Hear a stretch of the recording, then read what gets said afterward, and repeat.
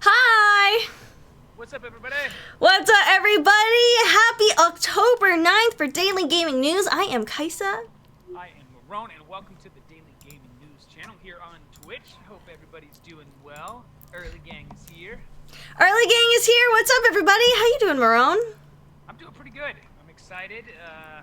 Got a lot of stories to cover, some cool stuff to talk about. I'm going to be playing some of that Phasmophobia a little bit later on the stream. Nice. And we'll have to see if it's actually as scary, as scary as they say. I can turn up the volume on my end as well too. Let's max you out and test that if that sounds a little better. Yeah. Is it better now? Is it better now? Is it too loud? Good volume? Let us know. What does it sound like? Welcome everyone to the show. Yo, let's get it. Blister says, hello, I'm someone that doesn't understand time zones. Whatever time it is right now is when our show usually is. What's up, Blister? Hold on. I guess I'm still sounding like I'm far away, huh? I guess so. When you came on the Zoom call, I was like, maybe it's just my volume that was low versus yours. I don't know if you changed a lot. You're maxed out on my OBS.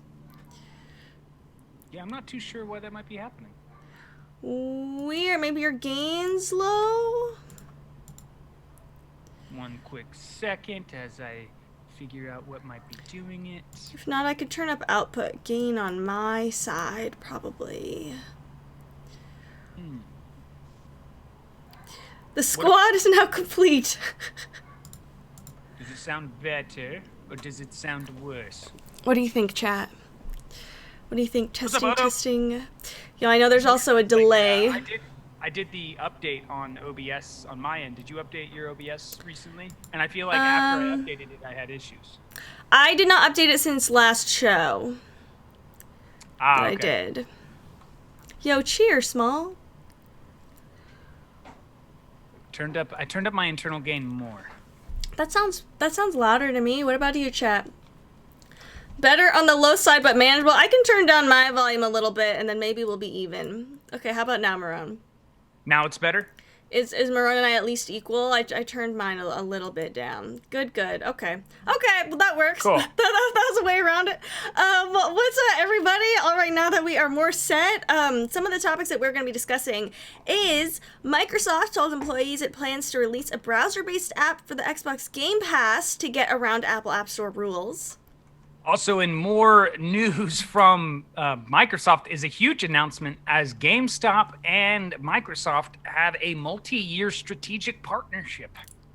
CD Projekt Red developers said that I have the impression some people preferred us to be bad for their ideological narrative, so we're going to talk about crunch culture and how CD Projekt Red is addressing that. And there was actually a recent tweet from Jason Schreier regarding this, which I thought was interesting, and it adds more to CD Projekt Red's choice of getting the game out on time. So we're also going to get into the Unreal Engine and how it's going to be used in Hubbers.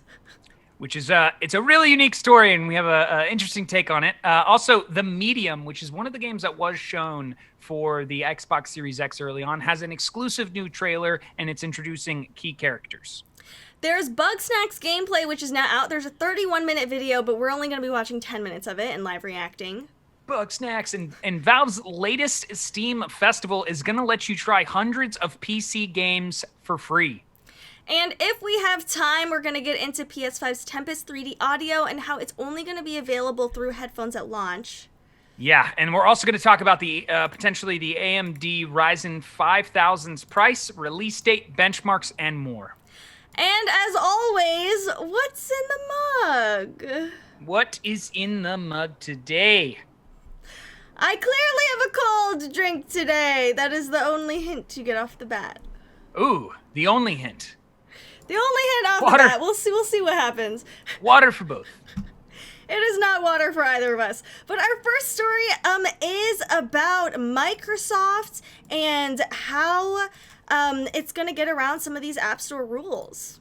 Yeah, so Microsoft's gaming boss, Phil Spencer, told employees at an all-hands meeting on Wednesday that the company is planning to bring Game Pass to Apple's iPhone and iPad, targeting a 2021 for the potential release of a direct browser-based solution.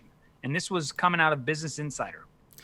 Spencer told employees, "We absolutely will end up on iOS," according to two people with direct knowledge of his comments. Microsoft did not comment at the time of publication from Business Insider, and Apple has not yet responded to a request for comment either. And yes, Small, that is the only hint that you get. The other hint I'll give mine is it's a warmer temperature of sorts. So Microsoft last month added that feature of the Game Pass, which is a Netflix-style subscription service, which gives you both access to games and a massive library on both Xbox and PC. And now many subscribers will be able to stream its titles directly to their Android phones and tablets with no console required. Notable by its absence at the feature's launch was support for Apple's iPhone and iPad. An Apple spokesperson told Business Insider this summer that it doesn't allow for game streaming in apps like Game Pass or Google Stadia because it's unable to review each game in the service's respective libraries.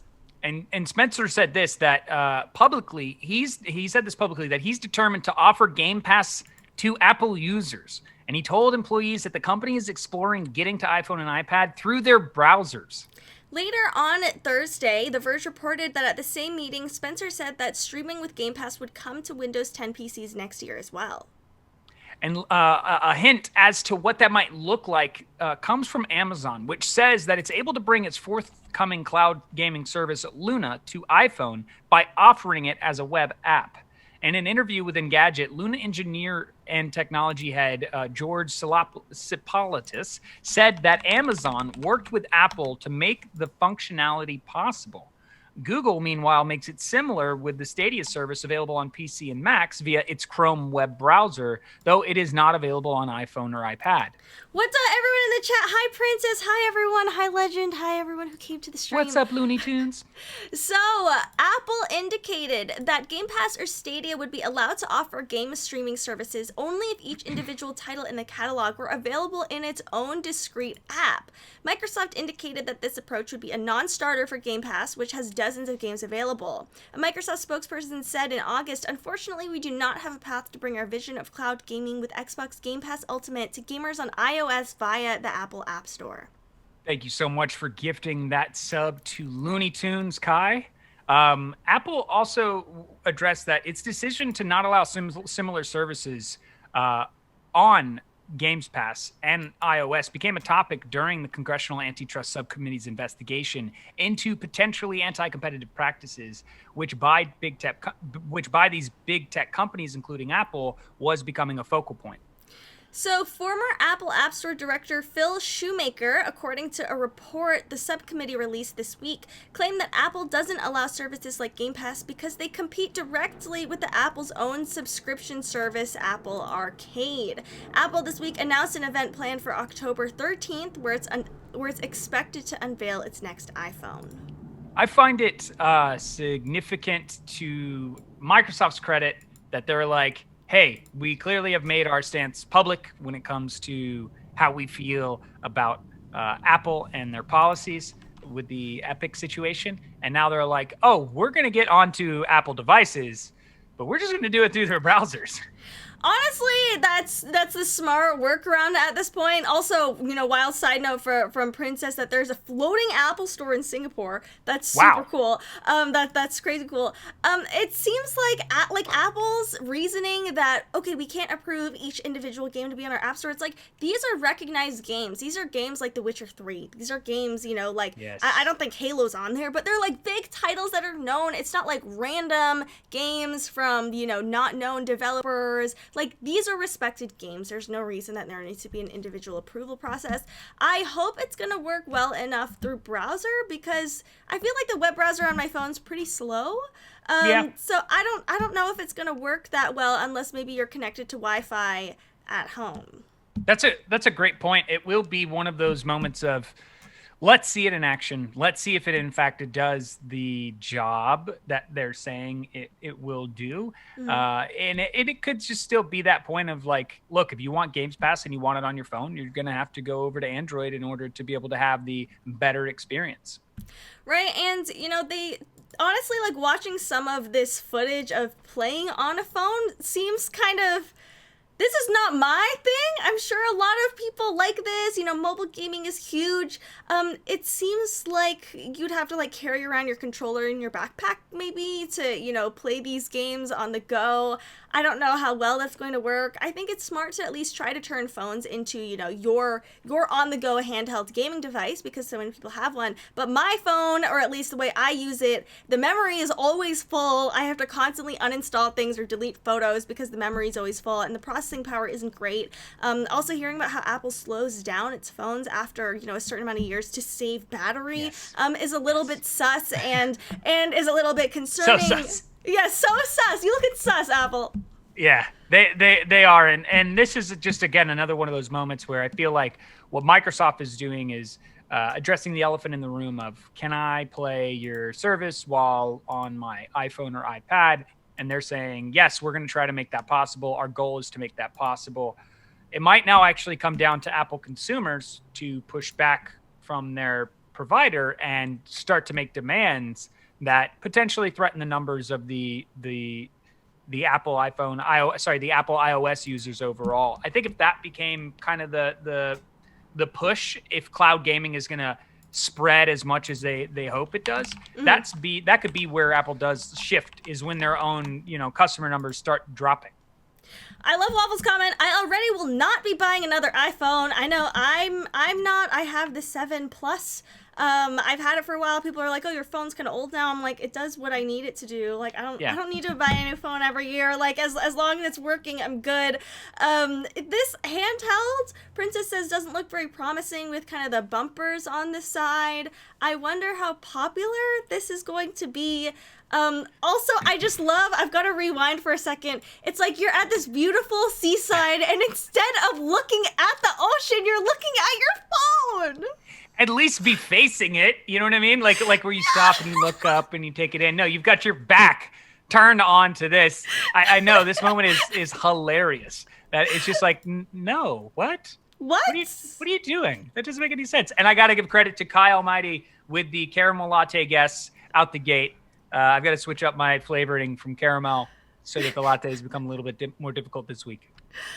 So we'll see what happens if this actually is going to work. You know, Chad also says, you know, yes, Stadia works on, you know, your desktop browser, but on phone browser, is it actually going to work? I'm at least glad that Microsoft is standing up to Apple here and trying to get a workaround. It seems like this is a valid option to pursue, or at least, you know, try doing. Yeah, and it didn't stop there with Microsoft in the news that we have going on, because I think it was a big day for Microsoft announcing, hey, we're going to get onto your iPhones and get around the in-app percentage of 30%. But now we're going to partner with GameStop with a multi-year strategic partnership.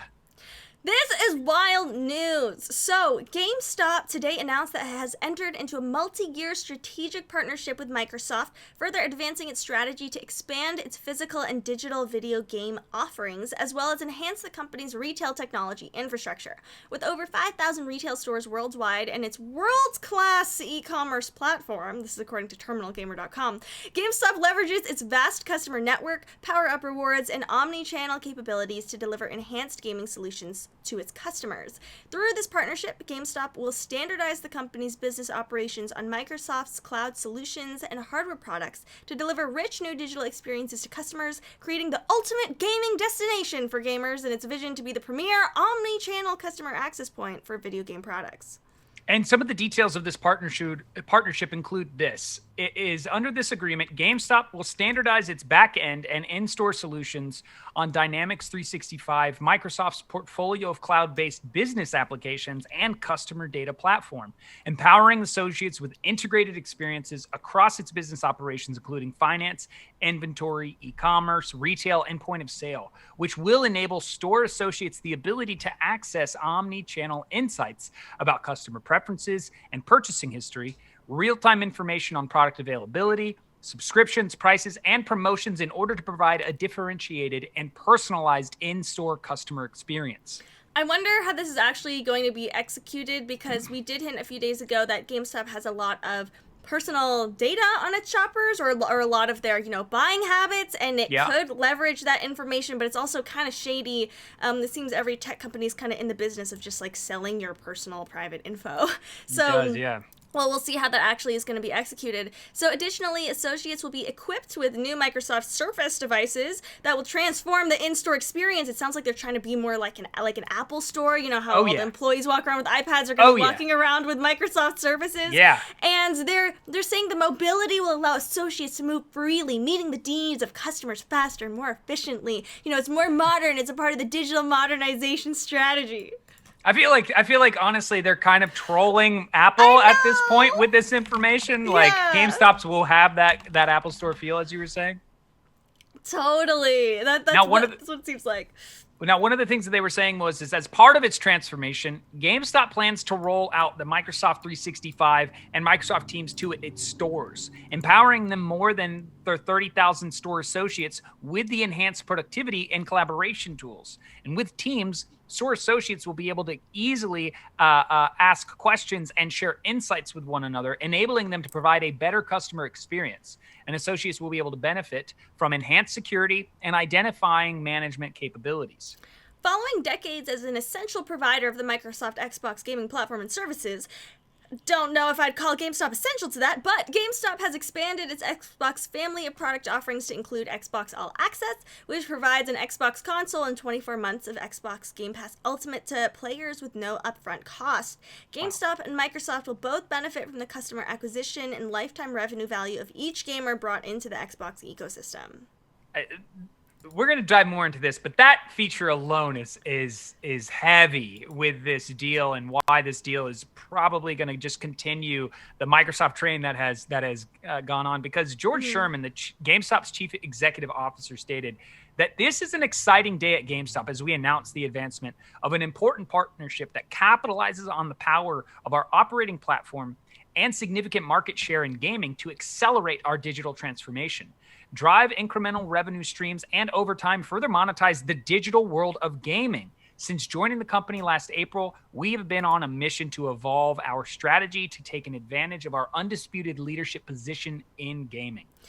So they went on to say that GameStop is a top destination for the entire spectrum of gaming products, and they're excited about the opportunity to leverage their capabilities in support of Next Gen to expand their reach and connection to the worldwide gamer community through this partnership. Sorry, I'm kind of rolling my eyes through a lot of this. A lot of it just seems like corporate speak, so I'm trying to wade through it a little bit here.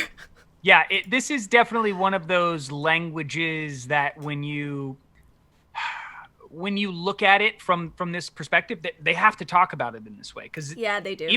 Even the president of U.S. Enterprise Commercial at Microsoft, Matt Renner, said this: GameStop has become a popular destination for gamers to find their favorite video games, hardware, and accessories, and socialize with others in the community. They get to try out new games and get educated on the latest tips and trends. By harnessing the power of Dynamics 365 and Microsoft 365, GameStop will be able to modernize its technology infrastructure and support store associates and fans in new and exciting ways. And this partnership also provides GameStop with advanced retail management technologies that will drive operational efficiencies throughout its omni-channel platforms. I feel like the thing he said in the beginning will come to pass as they start to implement these new features. Right. So Phil Spencer also added, for many years, GameStop has been a strong go-to market partner for our gaming products, and we're excited about continuing and evolving that relationship for the launch of the Xbox Series X and S.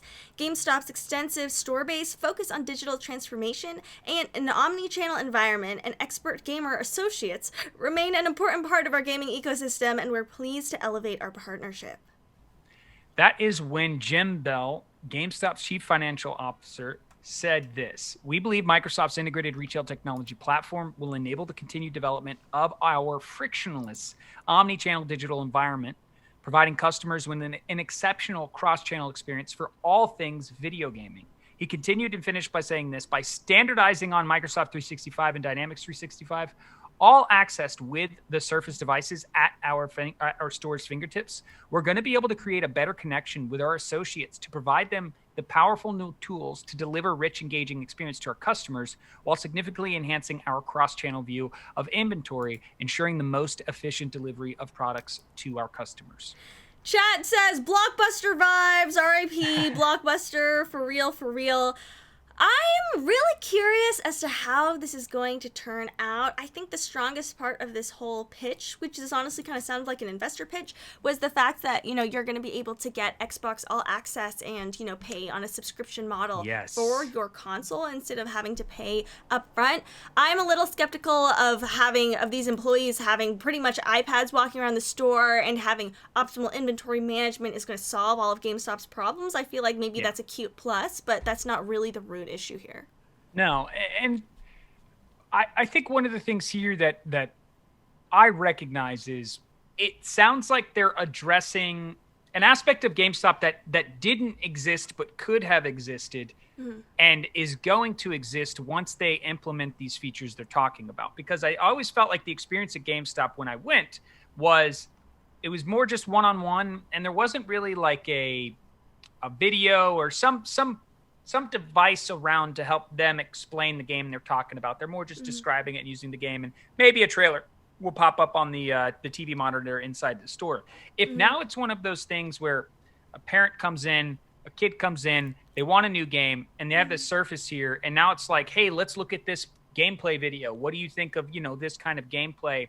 What are the reviews currently saying? One of the things that we've talked about is like the Steam store reviews are some of the best things to let you know if this is a purchase you want to make.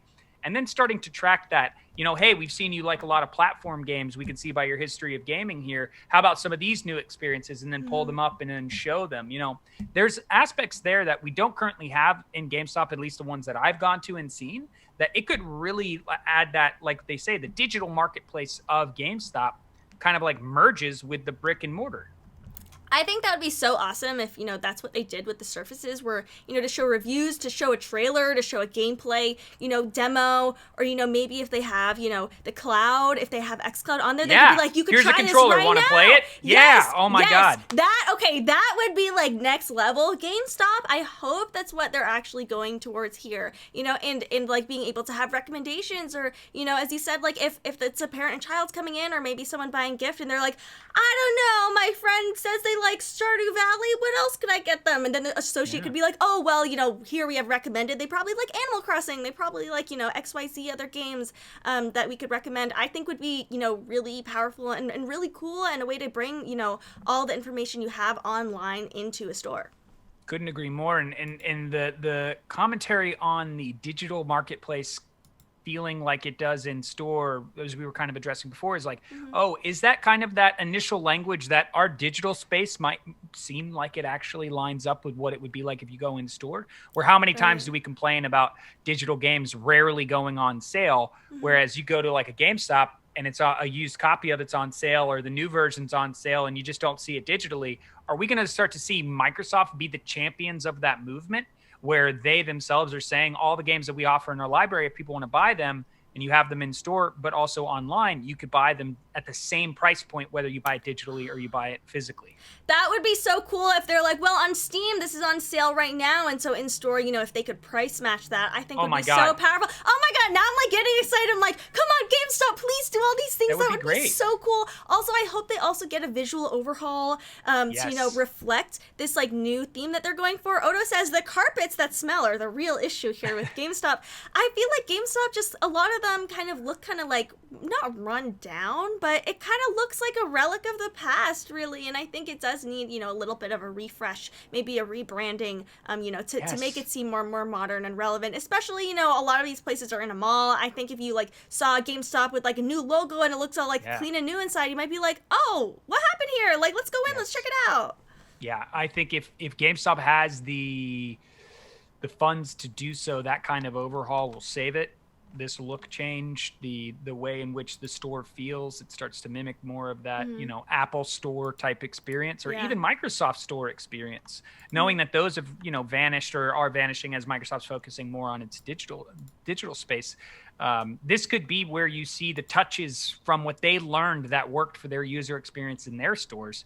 They come over and they go, look, if we want this partnership to be great, we're going to need to put some money into these changes here, because these are necessary as we have data to show what was the customer experience that more people walked out of the door with a purchase than what you guys have, which a lot of the times you see people walking around in a GameStop and they don't buy anything and then they leave because they just sort of like looking at the different games. They don't know what choice to make. No one's really there to actually help them decide.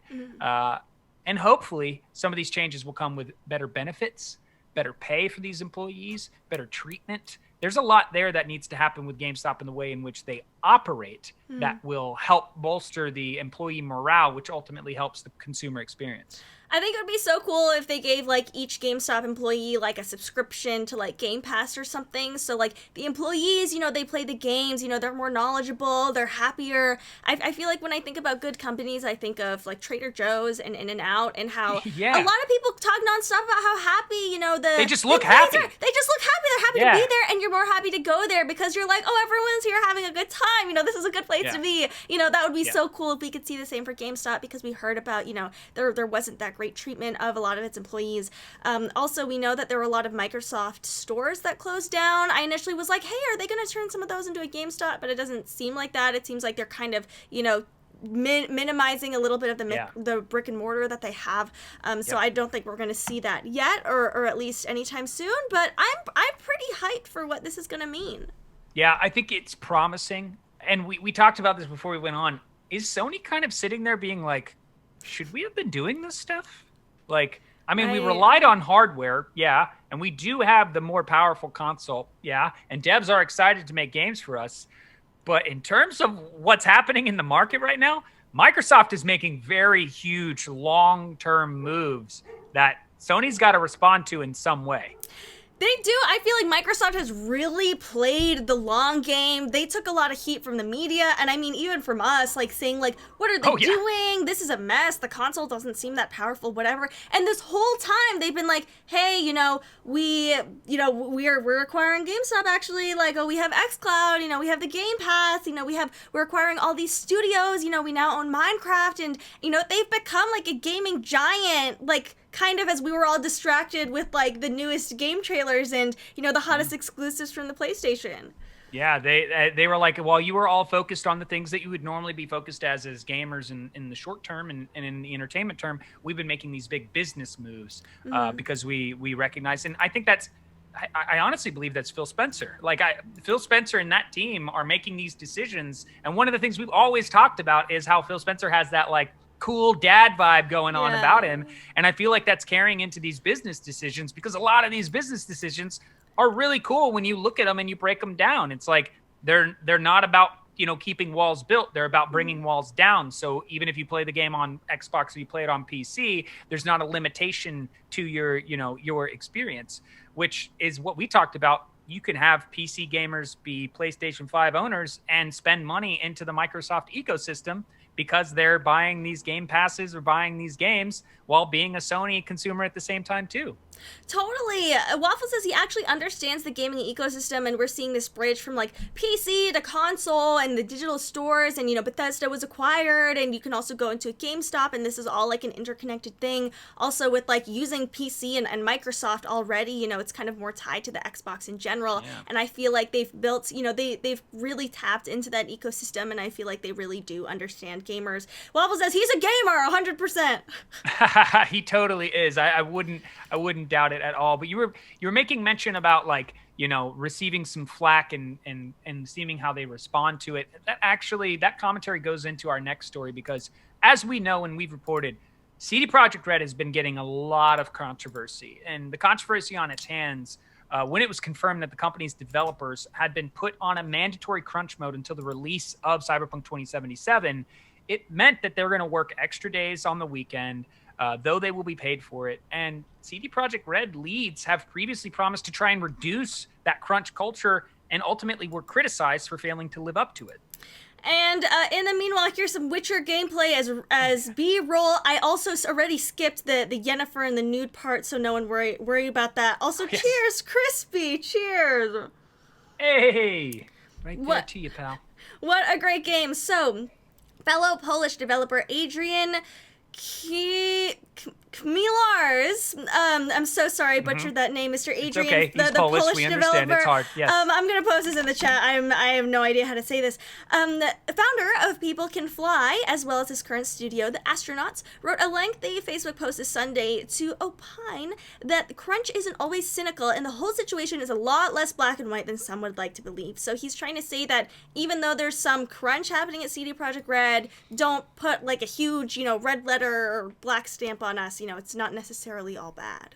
Yeah. And to add to that, Lucas says Zisipakanowski, I did my best with that, lead technical designer at CD Projekt Red, had quickly responded to that post to say, indeed, managers of game studios are not proverbial capitalist exploiters. He said, I can only confirm what Adrian wrote. Even if it comes to the situations he describes, my experience shows that game developers have relative solidarity in this respect from top to bottom, regardless of the position taken. I must disappoint you. Game development managers are not the proverbial capitalist, exploiters who count money while smoking a cigar and from time to time glance at the oppressed developers, however picturesque this vision sounds.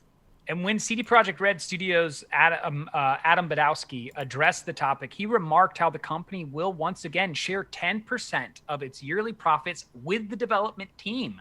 When a user seemed ironically skeptical of this claim in a Facebook reply to the aforementioned post, Panowski retorted that this practice has been going on for a long time and wondered whether some people just enjoyed the image of CD Projekt Red as one of the bad guys.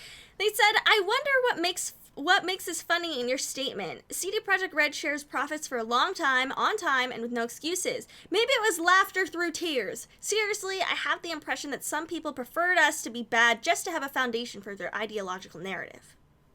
And the crunch issue is likely to remain prevalent in the games industries in the near future. With AI-based technology slowly getting a foothold in games development, there's a chance that workers will enjoy more comfortable conditions, and I think we all generally hope so. We also have a tweet from Jason Schreier as an update to the story. So a Game Informer podcast recently suggested that Jason Schreier's reporting on Cyberpunk 2077's crunch is incorrect. He said, never mind that, I've interviewed nearly a dozen CD Projekt Red developers. Here's an email from studio head Adam Badowski in June 2020 apologizing to developers' partners for all the overtime. And this is what Adam said. He said, hey, I think there's no need for introductions on this one. We moved the date to November 19th. And I know it's a bittersweet moment for many of you. On the one hand, we're happy because we gained the extra time that we all know we need for the game to really shine. And on the other, we're sad because it means a longer period of intensive work and we are all running on fumes. I would like to offer you some sort of solve-it-all explanation, but I can't find any. And the truth is, we need to finish this game and we won't finish it for September. The email goes on to say, what I can offer is telling you this. Each day we spend on polishing the game visibly pays off. We've just started the previews and first impressions are very, very enthusiastic. And it's all because of your extreme dedication over the last weeks and days. I hope that when the previews drop on the 25th of June, we'll all get an extra confidence boost. And this is the part of the email that Schreier highlighted as he tweeted this. He says, if I could wish, and Adam's saying this, Adam Badowski is saying, if I could wish for anything, I would like to humbly ask you to endure in the effort to deliver the game. I would also like to extend an apology to your partners and ask for their support as well. Dear partners, I am fully aware of the hard work your loved ones often means they cannot participate on the home front, but I promise this is the last stretch and the finish line is near. The email closes out with, all this hard work is going to lead to Cyberpunk 2077 becoming one of the, if not the most memorable games of this generation. I'm sure of that. Yours, Adam. And even Schreier followed up by saying, and I love this, a company embracing crunch culture doesn't make it evil or malicious or an industry villain. But I've never seen so many people jumping through hoops to try to deny or underplay reality the way they're doing for CD Projekt Red and Cyberpunk 2077. I really appreciate that the company, acknowledged the crunch. It seems like they don't want this to happen. They were like, we're really sorry. We appreciate your efforts. I hope that this also leads to, very strong references or letters of recommendation or hopefully a raise or a bonus or, that money that comes in, that actually does go to the developers, pays off in the end. Because while I do think it's, important that they acknowledge the work of their employees, I personally, maybe I'm just more of like a cutthroat business person, but I'm like, I want my work to pay off. I hear you there, and something that I will add to this from my own perspective in athletics. One of the things is there's this time period as an athlete where you can stop working if you want. You can stop working out. You can stop training. It's the off season. A lot of the times you're not paid for the off season. It's your off season. You do what you want with it, or you're not compensated, whatever it is in the realm in which you play. There are times where you look around at your teammates and you go, we all need to get better. So we're going to accept the fact that we're going to work a little bit in the off season in order to get better or to deliver. And I feel like that does parallel in some of these environments, especially with game development, is like, look, the date is there for us to hit this. Are you guys okay with putting in that extra day a week in order for us to deliver this time? Because I think CD Projekt Red had all of the devs push back on that, they would have delayed again. But because those devs were like, look, we're going to get that 10%, and we are really excited about the impact that this game is going to have, and we know people really want to play it, they probably looked around at each other and said, guys, let's do it. I don't get the sense of like the description they were saying, like the guy smoking the cigar being like, cracking the whip. You're going to do what I say. This place doesn't present that type of work culture. Right, I hope the devs, are really invested in this game. I hope this isn't just a job for them, which if it is, like, fine. But I mean, like, when people really care about a project, they want to work on it. I remember we had a class where a jeweler was brought in, and someone was like, how often do you work a week? How many hours? And he's like, 80 hours a week. And everyone's like, 80 to 100? He was like, 80 to 100 hours a week. And everyone was like, what? And he was just like, I love what I do. He's like, this is all I want to do. All I want to do is make jewelry. So all I do is make jewelry. And, he does 80 to 100 hours a week, just because he wants to. I hope that when I hear about crunch and overtime, that it's kind of the case where they're like, I'm excited about this game. I'm maybe I'd like some more time off, but I'm okay with working on it. I want to be proud of the result. I hope, this is coming from a place of that kind of perspective from the employees versus just like, oh, bummer, like we have to like work more, like this sucks. I need my work-life balance. Yeah, at least from my observation of CD Projekt Red and everything that brought me in from The Witcher 2 to The Witcher 3, a lot of their devs stay. They're still there. They're still working there, and they're happy to work there. And take this into account as a gamer and as a consumer of potentially getting into Cyberpunk 2077. Knowing that there is a 10% of what you pay towards the game going towards the developers, I hope more people go out there and buy the game. Just so that number increases, so that these developers are like, whoa, how much did we just make? You know what I mean? I would love to hear that story, that it crushes these numbers and it has these record sales, because then they themselves will benefit from that. And if they want to choose to go on to a different place and work because maybe the crunch culture was too much for them, they have that right. But if they stay and they keep working there, that's really your answer. Like, I enjoy working at this place. Adam Badowski, just looking at his emails and just listening to some of these people when they talk and watching the Night City Wire episodes, I just don't get that vibe that some people have seemingly tried to paint on them, like this villainous, evil place. I've just never seen CD Projekt Red that way, and I'm glad someone like Jason Schreier's even coming out to, address this as happening on the internet. Right. I'm glad that they came out and, and actually really, responded to this in, kind of a heartfelt way and in a way that we really want to hear from them. I hope that, sharing the profits with the developers is something that happens more often. It's kind of like with movies, like actors or people getting residuals for movies that happened, like years ago. I hope we start to see some of that come to games, because just because your work on the game has finished and, the game is done, if it's still having a lot of sales, I think, the people who worked on that game should see the results of that and should, be monetarily, rewarded for the work that they've done. 100%. I couldn't agree more. And it's something that we are a month away, or a month and 7 days, a month and 8 days away from Cyberpunk 2077. So, I'm sure they're feeling it and they're excited about getting this game out, to just finally be out so that the world can start playing it. And then they get that break time, Me too. I love what Waffle said. When I was working on a passion project, I actually disliked having to stop based on hours instead of being able to continue to plug away. I'm always really happy to hear, when people are talking about projects that they're passionate about. But a story that we have is out of nowhere.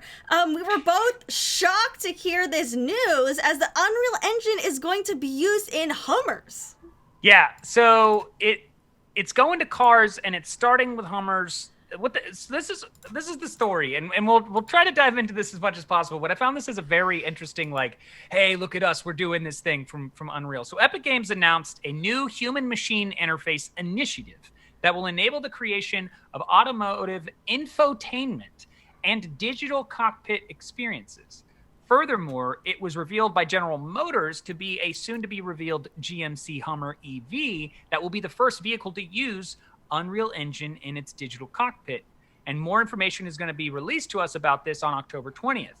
What this new technology is, which we'll see in this video, is it's going to allow for more beautiful interactive visuals. And it's going to be using a advanced scalable renderer and even downloadable content like a Rocket League pack that will let you change your virtual car and look of the UI to match the ever popular game. And the video I just showed was for the Hummer. If it looked like an ad, it was because I guess it's kind of an ad for the Hummer. It was very, ideological. But Epic has created new Unreal Engine alliances with HMI technology leaders, including BlackBerry QNX, Mapbox, Qualcomm Technologies Inc., Silly Auto, and Vectorform, which will make it easier for automotive companies to work more efficiently when building in-vehicle experiences. And that's when, what's his name? Sorry, I'm missing it here. Francois Antoine said, and he is the director of HMI and embedded systems at Epic Games, that we have a dedicated team of artists and engineers who have been working to support new features for HMI. We're thrilled that the GMC Hummer EV is going to be that first vehicle to use Unreal Engine in its digital cockpit, marking an exciting partnership in building next-generation experiences on embedded systems. And as we move towards level 5 vehicle autonomy, in-car infotainment systems will become more and more relevant to influencing consumer purchase decisions. And Unreal Engine will bring new levels of flexibility, interactivity, and visual fidelity to these next-generation systems. The Unreal Engine will provide many benefits for design-driven development, including support for version control, visual scripting via blueprints, and direct access to a C++ codebase that enables more functionality to be exposed. So when I got done learning this, I was like, what?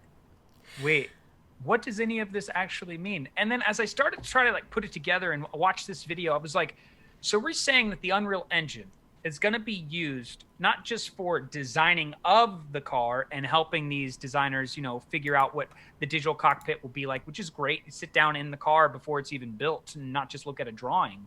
Mm-hmm. But does this also mean that as we get to the more autonomous vehicles, the self-driving cars, we're going to start to have an experience inside of our car that's going to be designed within the Unreal Engine? I think that this is so cool. I hope that this goes beyond a gimmick and ends up being something really interactive in your car. I hope, I feel like currently with the way, with Teslas have Stardew Valley in there, I've just heard a lot of stories about, people turning on autopilot, taking their hands off the wheel even though they're not supposed to, and just playing a game or texting or watching a movie instead of actually driving. Yeah. And I don't think we've quite gotten to the point where you have this digital cockpit experience with autopilot on. You can just have this, digital interface, that you can play around with yet. But I think that's where this is slowly going in the future. It feels like that. This is one of those moments where you're this almost seems too futuristic for me to fully comprehend and understand. But what it sounds like you've laid forward and are showing is well, just bear with me for a second. If you can digitize a Rocket League car in this Unreal Engine, does that then mean it's possible to transfer it to actually being made? Interesting. A real car right. that is an Octane or a Dominus. It's an actual version of the, I processed that for a second and I was like, wait a second. So you're saying I could go to General Motors and buy my own Dominus? That would be great. Right now with this video, I see a lot of potential for this, but right now it looks like they slapped an iPad to the front of the car. It really does. And they were like, oh, we have a map in here. And I'm like, yeah, you can have a map on your iPad. And it's like, oh, we have Rocket League. And it's like, yeah, I think you can have Rocket League. I don't know if you can have Rocket League on your iPad, but I could see that happening. Versus, really integrating it into the car. I wonder if that means, and when they were like customizing vehicles, they made it seem like you can customize it in the app and then you can get one in real life. Is that what they were going for? Were they just trying to show like a digital model? Yeah. That's the part I couldn't really necessarily process, like, what does that mean? The person's building the car. Like there's that moment in the software where they're doing everything that you would be doing to say like, this is obviously attached to that. Like you're building the car from the inside out, like they do with their blueprints before they take it to be processed. Right. So if your digital system is obviously connected with the fact, can you manufacture it? And you take the frame of, as Crispy was saying, the Octane, right? The car that they were showing, that orange one. If you take the frame of the Octane and you are figuring out how do you actually build this real life on-road vehicle to be driven around, does the computer's AI and the learning system figure that out and give you what is necessary in order to do? I'm so confused with what this means. They were like, oh yeah, you're in the car, but they were like picking the paint color of a car, and it's like, I thought you're already in the car. What is this? What is this about? Also, these features like crab walking, or they kind of like pitch this car like it's a whole futuristic thing. I wonder how much this Hummer costs. I know Hummers aren't very right here. Efficient. Yeah, this here, debug speed. It's like they're making it like a video game. Right? Like this is that whole part of like the art imitating life, life imitating art. Right. Where we're starting to like blur those lines. If this is the extent in which it's going, oh my God, what does that mean for the future of the marketplace and what it looks like, right? How many times have we played a video game and been like, oh man, if we actually had that thing in real life, I would totally go and get that. What if this step in the Unreal Engine 5 and is like, yeah, let's solve that problem. We'll let people create it and we'll have the systems that know how to actually manufacture it and put it out there for consumers to buy it. Waffle says, I think for now it's more of a cool thing. I hope it's not. I know some of these things start off as a cool thing, then they actually, become more practical. Someone said, Kai brings up safety. I think that's a good point. I still think that, like, a lot of, safety tests you have to do manually. For sure. I read a whole book about cadavers, and they still use, cadavers in cars to, see, hey, we need a real body to test this on. You can only do so much with, ballistic gel or whatever to actually make this realized. I'm really curious as to how this is actually going to, be executed. I am too. And October 20th is when we're supposed to learn more. So we will follow up with this story with what does this mean and how far does this go? We are speculating, but I will say our percentage of being right with speculations is pretty high over here at GGN. So I'm down to throw these out and hope that they actually are like what they start saying. Like, yes, you're going to design your own car from the ground up, even if it's the car from Cyberpunk 2077. Right. We need more of those. And so our next story is about the Medium, and this was actually a mailbag story submitted by Floral Meg. I don't know if Floral Meg is in the chat today, but if not, we're doing your story today. Let's talk about the Medium because this trailer just dropped, which is a new trailer, and it reveals a little more about this next-gen horror game story, and it also helps introduce two of its key characters, mysterious Sadness and Troy Baker's antagonist, the Maw. And this was revealed as a part of the Tokyo Game Show. And the trailer shows us the lead characters of Marianne across both realities that she can perceive into, introducing the Maw and talking about the stalking entities with Sadness, which is a mysterious masked girl who resides at a abandoned Niwa hotel. Do you have the trailer up? I'm ready whenever you are. I am ready. An ad, yay. I can wait. We can wait. So this is the Medium. We've seen a little bit from it. We have two trailers. So we have the story trailer, which we're going to watch first, and then there was a new one with the release date, and it just has some music, but it's not quite, as in-depth as the story one. LOL, Crispy says, #ads. Thank you, Adblock, for screening out a lot of ads so I don't play too many on this show. Try to avoid them. I am ready. Cool. All right. In 3, 2, 1, play.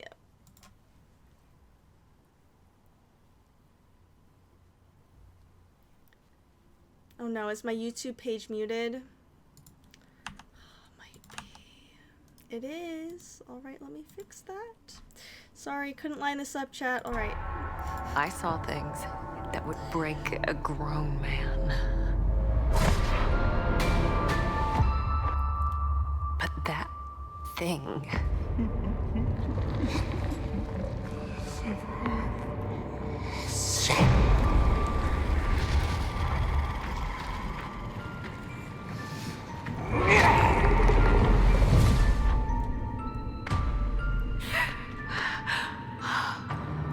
There you are.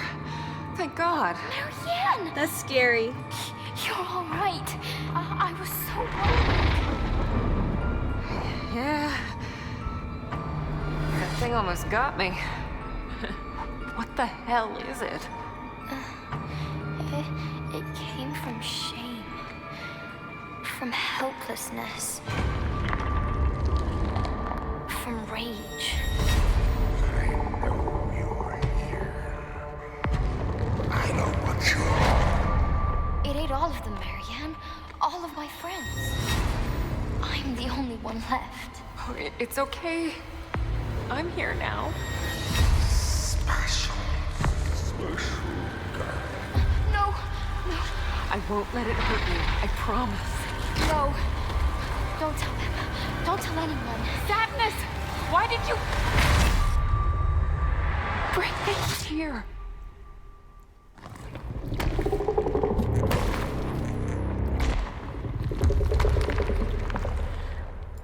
It looks so scary. It looks so good. What's your reaction? Ron's like, I don't know how to feel. All I know is I feel negative feelings. I love it. Okay, and we also have the release date trailer, which also has some spooky music. Do you have it up? This time my YouTube page is unmuted. I'm ready. Okay. I have an ad of a nice old woman right now. Hold on. It's helping me out. Okay. Nice old Helping me out. woman. All right. Hold on. Oh, that was so spooky. They Just made get- that little girl so just gonna be creepy. The arm was missing, and I felt like Arm the was arm on the missing, the woman belonged to mask. the little girl arm because the arm looked weird, and then the tall, creepy Ooh. monster thing, and then the I like sound creepy design, monsters. and Sound the design was nightmares. great. Nightmares. Okay. Through to school. All right. Okay. 3, 2, 1, go. Hi, Xbox. Ooh.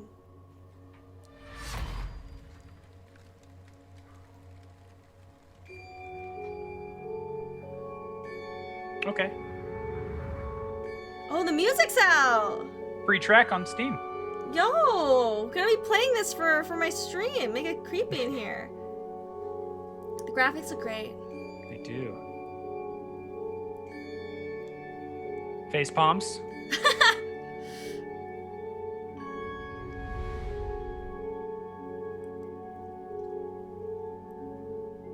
So dreary. Interesting.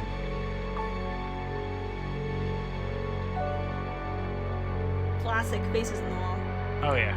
More face palms. Face palm. They're probably crying, but it looks like face palms. Okay.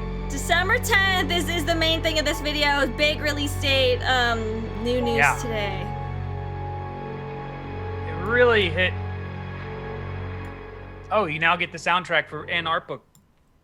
Yo, It that really art hit book. The creepy vibe.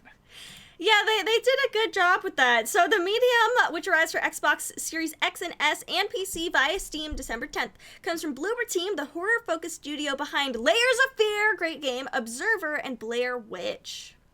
It is going to use the next-gen power to render 2 separate worlds simultaneously, with players forced to solve puzzles and overcome challenges in both to proceed, all while avoiding the maw. Now, storied voice actor Troy Baker has described his villain as something I've never done before, and he even gave a brief demonstration of how he performs the Maw's voice during Gamescom 2020. The Medium is just one of 2 Bloober Team games coming to next gen this year, with Observer System Redux also arriving on launch day. You know, with games like that, when they're just when they hit you on that level of like, what is going on here? I'm super creeped out already. That's how you know. One, I'm not going to play it, but I know it's probably going to be a success in the horror game community. I really want to play this game. I liked Layers of Fear. I recommend Layers of Fear to everyone, especially someone in the chat who might be like, I want to play a scary game, but I don't want to be too scared. So Layers of Fear is a puzzle game, and it's really creepy, but you pretty much just like walk around like a haunted house. Like there are some puzzles, but nothing jumps out at you. Nothing's like super horrible. Probably not like Phasmophobia, which I think Marone is playing later, which is supposed to be taking a leap of actually faith. scary. With playing that game, the only reason I'm doing it is because I can play with other people. So we could do it. We get scared together, and I don't feel alone. That's part of the reason I'm down for it. I love it. I also love telling people if they're like, oh, I'm lonely, or like as cuffing season comes up, it's like, well, like play a horror game. You won't feel so alone anymore. You know? Ooh. You know what? We've got like 5 minutes, and I know it's on the list, and it's just going to bring wholesome vibes. Can we watch some of that Bugsnax gameplay? Yeah, let's watch a little bit of this Bugsnax gameplay. So we have a story about, I mean, you've seen Bugsnax. You know, I love the Caro Caro Bonito, rendition of the theme song. So I have it up. Do you have it up? I'm ready to go whenever you are. I am ready to go. Let us play, and go. So this is the first 30 minutes of Bugsnax. We're just going to watch a couple of minutes to close out here. We haven't really heard much about what this game is, except that there are bugs that are snacks. Yeah, and what is said is that Bugsnax, being this bright, colorful world about bugs that are also snacks, it shows that it's a narrative-driven game. It's highly involved, and it captures each of the 100 Bugsnax scattered throughout the game's island. And it's going to take some brain power to figure out where they are. So this new video with gameplay of Bugsnax also has some commentary from Wild Horse's president Philip Tibitowski and GameSpot's Phil Hornshaw as he plays the game on PC. The opening portion shows how you'll venture to the island of Bugsnax, encounter other Grumpses like the Muppet-like people of Bugsnax's world, and help them solve problems. Those problems tend to involve catching and eating Bugsnax, but to do that you'll have to observe the behavior of each variety and learn how to catch them. So it is all in service of a larger story, everything that we learned from this gameplay trailer. And if you have the time to go watch it all, do that, because Bugsnax's 14 inhabitants will learn their stories, and that will ultimately help them with their problems. But your ultimate goal is to solve the mystery of what happened to the leader, Elizabeth Megafig, and uncover the full story of the island. So not gonna lie, the intro was a little more intense than I thought it was gonna be. It reminds me of the beginning of like BioShock Infinite when you're like Right? rowing through the storm. I am Lisbeth It's so true. Intrepid explorer, seeker, But it does have unknown this like hunter of family-friendly undiscovered vibe here. It's upbeat, it's cute. and Yeah. she's a real charmer. Aww. Ichabel, stop. What? The people deserve to know. And so do some people being like, why do the graphics look so bad? So this is from Octodad, which is known for its physics. So this game is supposed to be really good. We don't know why yet though. It's not for the graphics. Physics are probably gonna have a play. But this is Yeah. more than a mere expedition. And it was one of the games that was shown off with the whole next-gen, games to consider and to take a look at. So there's a lot that's going to happen in this game that I think one of the things they're leaning on is like that physics engine's going to behave in a way we really haven't got to see yet until this next-gen, these next-gen systems come out. Yeah, I just muted out. Bugsnax. Oh, that's the commentary that comes with the They're video. the most delicious thing in the world. You haven't lived until you've tried one. It's true. Half bug, half snack. There's nothing quite like them. There's one now. I got it.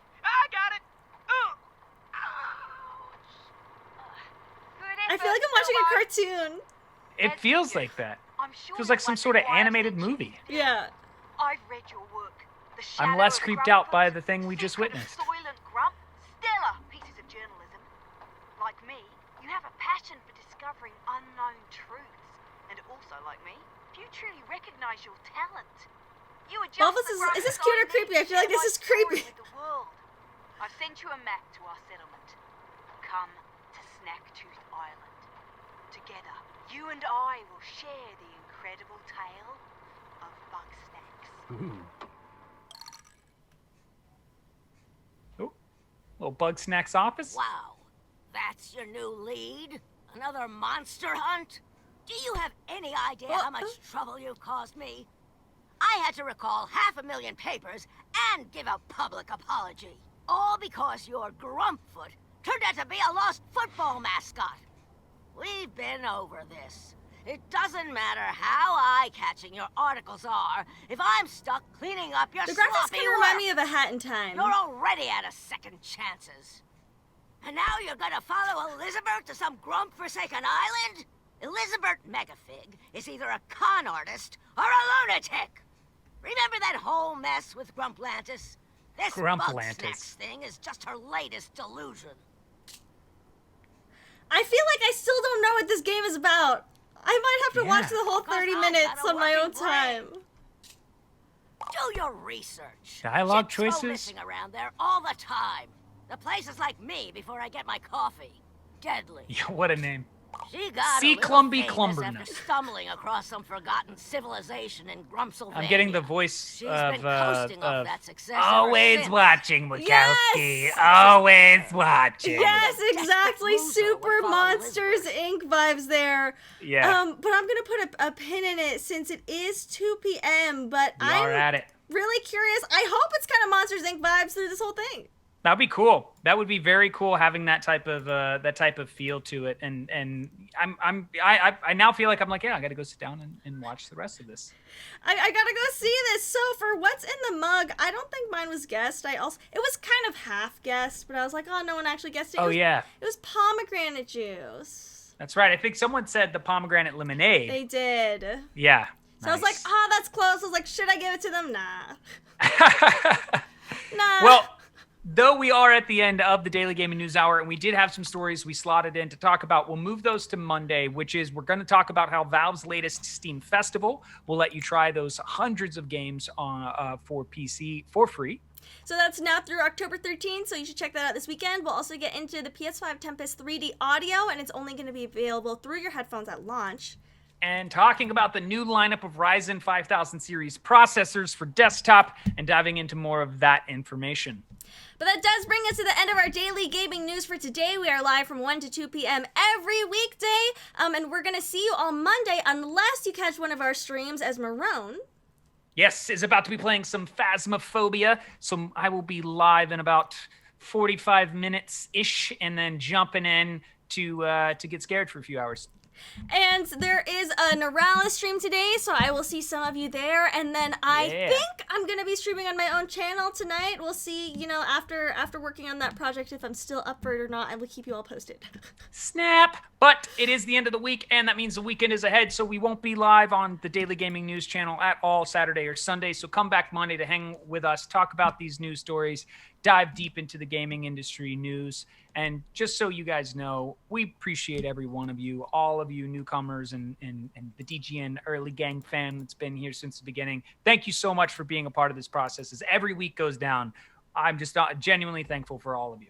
Thank you so much for joining us. Thank you so much for chatting with us, submitting things to the mailbag. I've noticed an increasing amount of people being like, hey, have you heard of this news? Or, oh, I really want to talk about like AMD CPUs with you. Keep that coming. We love that energy. We love when people, get involved with us, in regards to gaming news. Absolutely. So for the follows, the subscribes, the likes, all of it here on Twitch and on YouTube, you guys are wonderful. Continue to have a wonderful rest of your weekend. Enjoy the time off. For Daily Gaming News, I am Marrone. I am Kaisa. Thank you so much for joining, and we'll catch you later. Catch you later, everybody.